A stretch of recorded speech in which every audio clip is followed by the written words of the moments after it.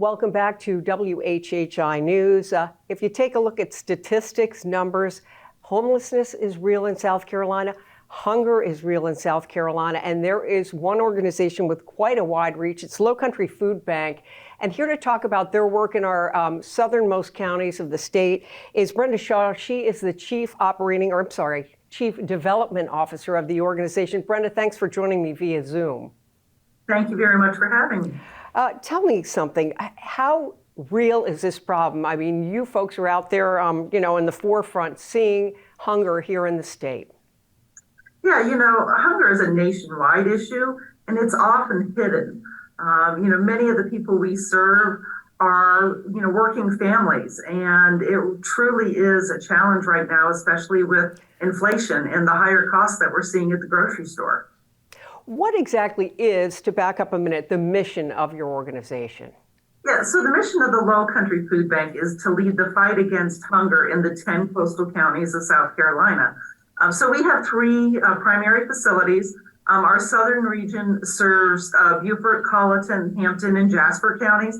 And so in those four counties, there are about 25,000 people who are considered food insecure, and about 8,000 of them are children.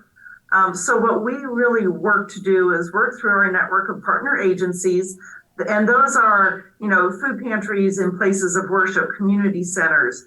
We work with senior centers to provide meals, but they're the frontline workers that are really getting food to those people who need it most. And tell me, do you find that people are willing, if you as a development officer say, hey, we need some help here to feed people who are hungry, are people willing to step forward and help, and in what ways can they help? Yeah, so we have some wonderful donors in our southern region who support some very specific programs like the pantry at St. Helena Elementary School. But just overall general support from donors helps us provide food. Last year alone, 40% of the food we distributed was fresh produce. So we want to make sure that people are getting nutritious food for their families so that they can lead healthy and active lives.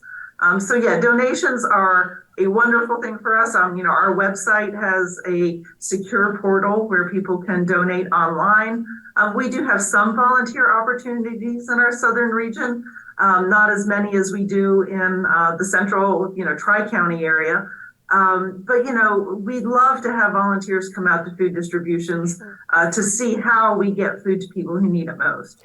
You mentioned that you served quite a few children here in our area. What about the elderly? You mentioned, senior, I guess you would say lunch programs or the like. Is there a need there too for seniors that are hungry? Yeah, absolutely. And unfortunately, South Carolina is a top 10 state for senior hunger. It's not a great thing to be top 10 in. So yes, we do have Meals on Wheels programs. We also provide food to on-site meals programs that do provide meals for seniors. And we have our CSFP program, which is a federal program for seniors who are enrolled. They will get a box of shelf-stable food once a month to help supplement what they also are able to purchase. Well, I have to tell you, I was not aware that South Carolina ranks 10th for hunger amongst the elderly. As you say, not something to be proud of. But it sounds like you are doing your best to meet that need. What do you say to someone who says, hey, you know what, there's enough help out there. I don't really need to do anything, because you do hear that once in a while. How do you change someone's mind who might say, oh, they get enough help, they're doing enough now? Your organization? I think that people really need to understand that there is no obvious face of hunger. It could be your neighbor next door. It could be a senior citizen next door that you just don't know what their situation is. Are they having to, skip meals to pay for medicine or pay their heating bill?